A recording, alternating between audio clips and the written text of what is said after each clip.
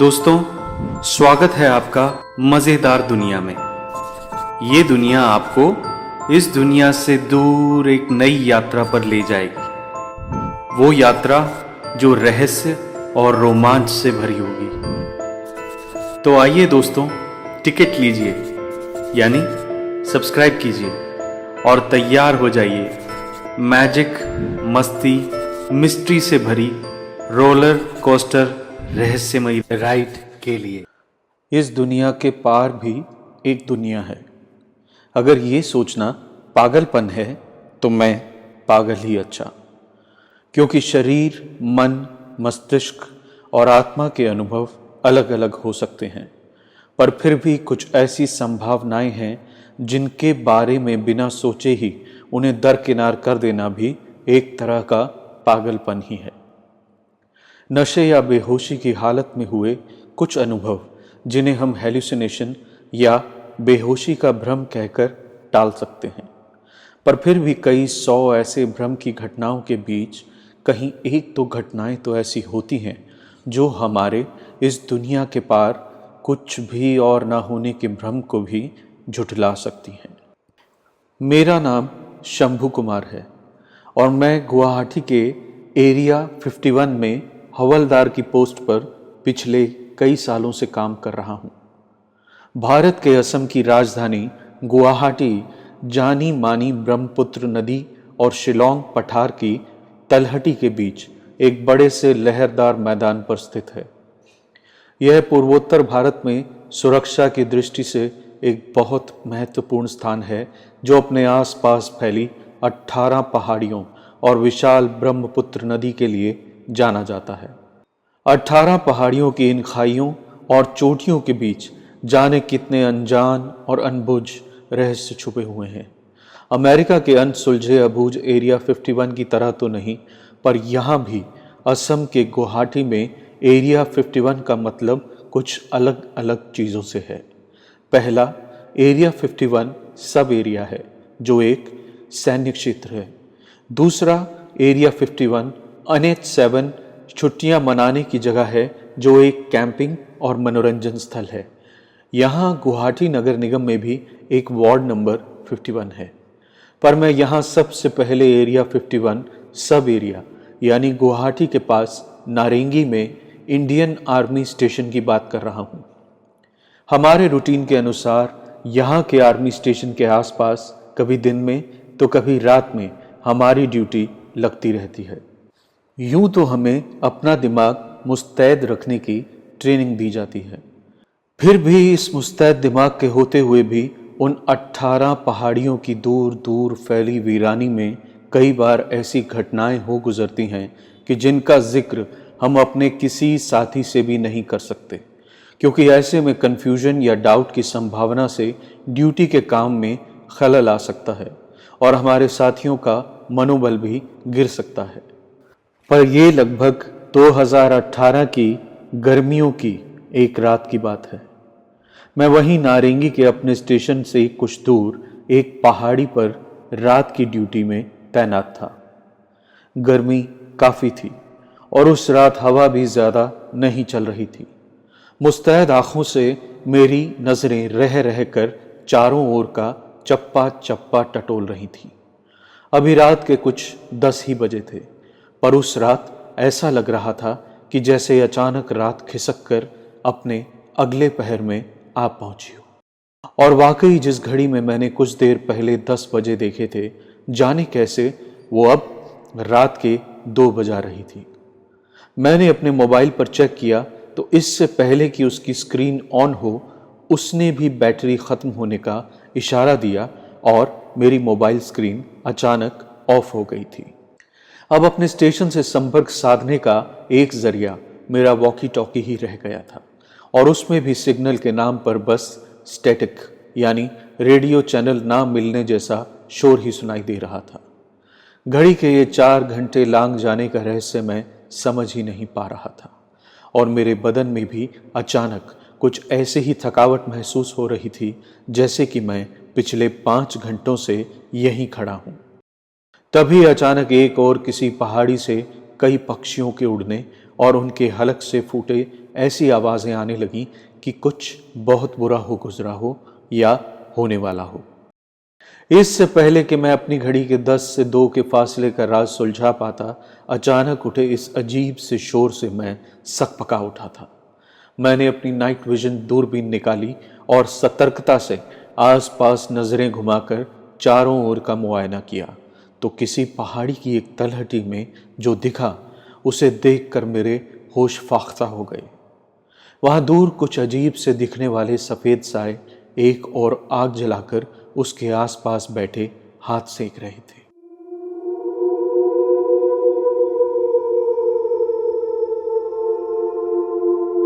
डर मेरे दिल दिमाग से बहता हुआ मेरे पूरे बदन पर असर कर गया था।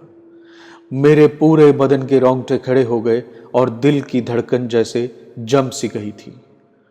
कुछ पल तो मैं बर्फ सा जमा रहा, पर फिर थोड़ी हिम्मत कर अपने होश समेट कर मैं अपनी दूरबीन का सहारा लेते हुए उस आग की ओर चल निकला।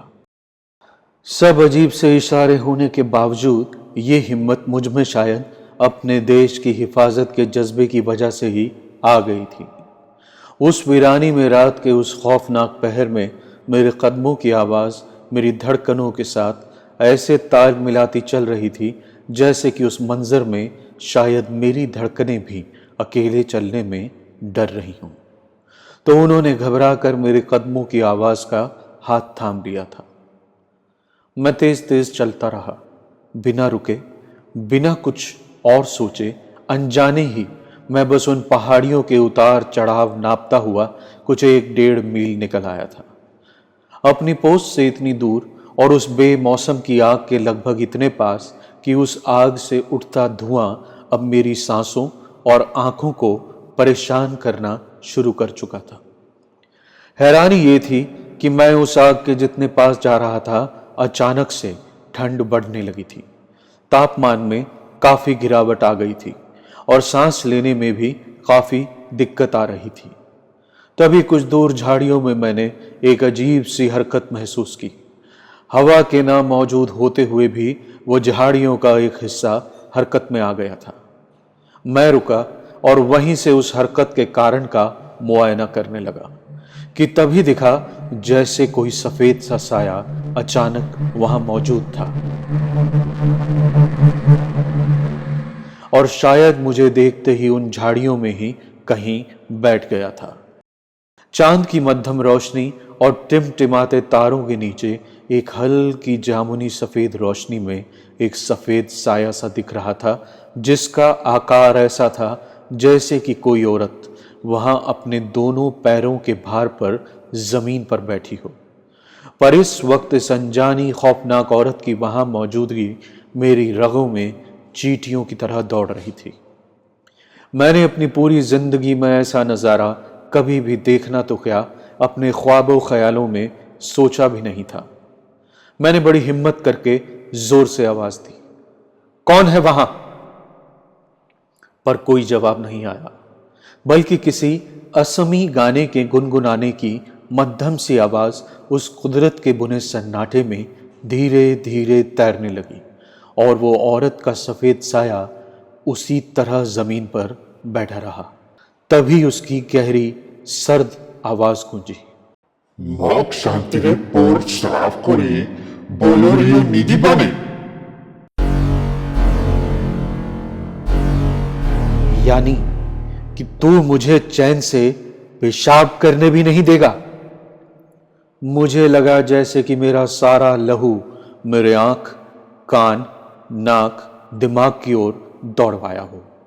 चेहरा तवे की तरह गर्म हो गया था, पर उस औरत का साया काफी देर के बाद भी उसी तरह वहां बैठा रहा।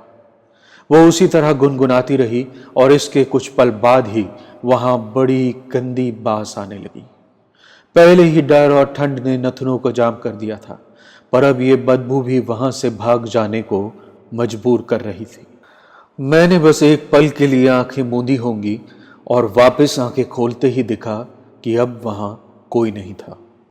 कहीं दूर झाड़ियों में किसी के भागने की आवाज सरसराई और फिर सब शांत हो गया। गहरी निस्तब्धता, कुछ पल के लिए जैसे रात के कीड़ों की आवाज भी बंद हो गई थी। ऐसा मालूम होता था कि जैसे वहां की वीरानी कोई कांच की बोतल हो और जैसे मुझे किसी ने उसमें बंद करके ऊपर से ढक्कन लगा दिया हो। पागल आहे पागल मोरे, पागल आहे पागल मोरे, पागल आहे पागल मोरे। वहां कुछ दूर ही सुलगती आग के साथ वो सफेद साए कुछ हरकत में आए और लगातार ये बोले, जिसका मतलब था कि पागल आएगा, पागल मरेगा। मैंने अपनी नाइट विजन की दूरबीन निकाली और उससे वहां देखने की कोशिश की तो वहां कुछ नहीं था, पर फिर भी जहां जहां वो साए थे वहां वहां कुछ काले दाग से बने हुए थे। पर दूरबीन से न दिखने के बावजूद वहां पागल आहिब पागल मोरिब की सर्द आवाजें उस सन्नाटे को चीर रही थी। और मैंने दूरबीन हटाकर देखा तो वो साए उसी तरह अपनी हरकतों में मसरूफ थे। पूरे माहौल में हल्की जामुनी सी रोशनी तैर रही थी। मुझे समझ में आने लगा कि हो ना हो ये कोई प्रेत लीला ही है, जिसका असल दुनिया से कोई नाता नहीं है। ये घड़ी का समय लांघ जाना, ये तापमान में गिरावट, ये पागल आहिब पागल मोरिब की आवाज़ें, ये कोई धोखा ही है। मेरा डर कुछ हद तक हैरानी में तब्दील हो चुका था। अभी तक का सफ़र तो ऐसी बेहोशी में हुआ था कि मुझे अपने बैग से टॉर्च निकालने का भी ध्यान नहीं आया था। अचानक ख्याल आया तो मैंने टॉर्च निकाली और आगे उस जलती आग की ओर जाना दोबारा से जारी कर दिया। तभी किसी ने पीछे से मेरे सर पर जोर से कोई कंकड़ मारा। हेलमेट था तो चोट ज्यादा नहीं आई, पर एक बार फिर लड़खड़ा कर रह गया। कुछ पलों के लिए मैंने वहीं बैठ जाने का फैसला किया। चांद और तारे अभी भी बदस्तूर मुझ पर और मेरे आसपास घटते इन अजीब वाक़यों पर गहराई से नज़र बनाए हुए थे। ऐसा मालूम होता था कि पूरी धरती से हटकर आज इन सब का ध्यान मुझ पर ही टिका है। मैं अभी अपनी सोच में ही मसरूफ था कि तभी ऐसा लगा जैसे कि कोई मेरा गला दबा रहा है, पर वहां कोई नजर नहीं आ रहा था और यहां सांस लेना एक बड़ी जद्दोजहद का काम बन गया था। मैं तेज तेज सांस लेने की कोशिश करता हुआ अचानक धड़ से जमीन पर गिर पड़ा और ऐसा लगा जैसे धप से कोई मुझ पर कूद पड़ा हो। मेरी छाती पर कई किलो का वजन आ पड़ा था और अब जैसे मेरी छाती पर बैठकर किसी के पंजे मेरे हलक पर गहरी पकड़ बना चुके थे। तभी कहीं दूर से किसी कुत्ते के भौंकने की आवाज आई और वो आवाज मेरे कानों के करीब आती गई, पर जैसे जैसे वो भौंकने गुर्राने की आवाज मेरे पास आ रही थी, मेरे होश मुझसे दूर जा रहे थे। और इसके बाद जाने किन पलों में मैं अपने होश पूरी तरह खो बैठा। जब मेरे होश वापस आने लगे तो मेरे चेहरे पर मुझे हल्की सी ठंडक महसूस हो रही थी। कोई मेरे चेहरे को रह रह कर चाट रहा था और धीरे धीरे जब मेरी आंखें खुली तो ये एक बड़ा सा झबरा काला कुत्ता था, शायद उस रात की कालिक से भी काला, पर मेरे लिए वो एक उजाला बनकर आया था, किसी रक्षक, किसी भैरव के रूप की तरह, जिसने जाने मुझे कितनी बड़ी मुसीबत से निकाल लिया था। मैंने अपना चेहरा पोंछा और उसे गले से लगा लिया। उसका सर सहलाते हुए मैं लगभग रो सा पड़ा था। मैंने उसे बड़े प्यार से नाम दिया राखा। मेरी सांसें कुछ हासिल हुई तो मैं एक बार फिर उठा और उस आग की तरफ देखा, पर अब वहां कोई नहीं था। पर इतने घंटों बाद भी समय वहां जैसे बर्फ सा जमा एकदम ठहर गया था। मैं अपने कदम संभाल कर धीरे धीरे उसी दिशा में बढ़ने लगा जहां अब गहरा सन्नाटा व्याप्त था। इस छोटे से मिशन में राखा भी मेरे साथ हो लिया था। मैं पहाड़ियों के उन्हीं चढ़ावों उतारों की पथरीली खाल नापता हुआ ठीक उस जगह आ पहुंचा जहां वो आग जलती दिखी थी। अभी भी जहां जहां वो साए बैठे थे वहां कुछ काले काले धब्बे से दिखाई दे रहे थे। उत्सुकता और कौतूहल से जब मैंने वापस अपने टॉर्च को ऑन किया तो उसकी मध्यम रोशनी में वहां हर सफ़ेद साए की जगह काले बालों के बड़े बड़े गुच्छे रखे हुए थे, जो अचानक चल पड़ी हवा से ऐसे हरकत करते थे जैसे कोई जिंदा मखलूक हो, यानी कोई जिंदा जीव या जंतु। वो बालों के गुच्छों की हरकत भी किसी के होश उड़ा देने को काफी थी। राखा गुर्राते हुए उन बालों के गुच्छों को सूंघने और कुरेदने लगा। अब वहां किसी के द्वारा भी जलाई गई आग का कोई नामो निशान नहीं था, ना ही धुआं, ना वो दम घोंटू बास। राखा ने काफी देर उस जगह का चक्कर लगाया और बीच बीच में रह रहकर गुर्राता रहा।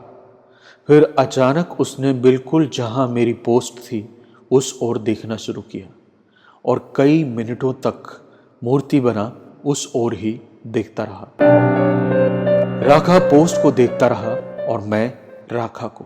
इसके बाद राखा ने गुर्राते हुए मेरी पोस्ट की ओर चलना शुरू किया और मैं भी अब इसके बाद वहां रुकना बेकार समझकर राखा के साथ अपनी पोस्ट की ओर लौट पड़ा।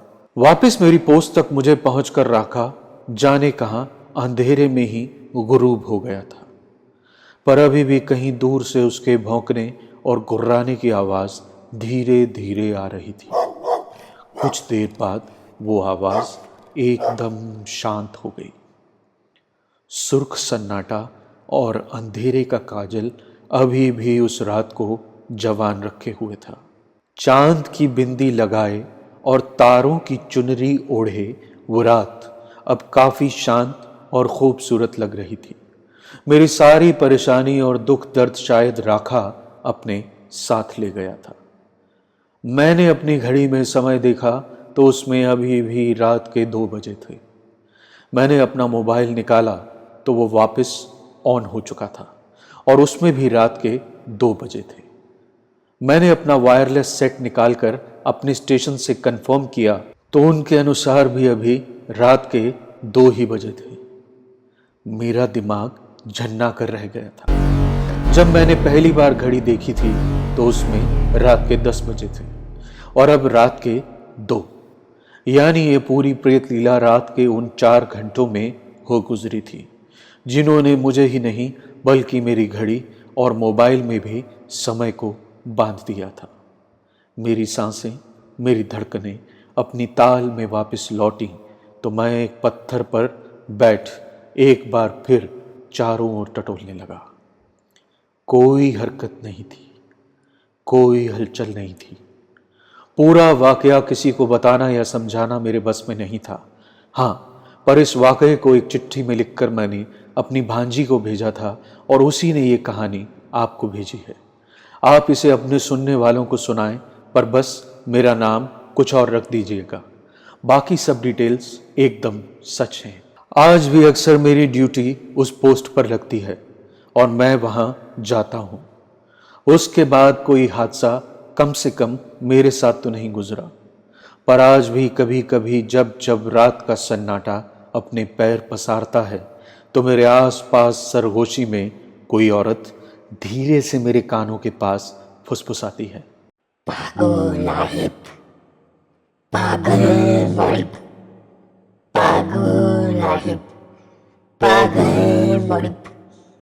और फिर से एक बार कहीं दूर से एक कुत्ते की तेज गुर्राहट और भौंकने की आवाज सुनाई देती है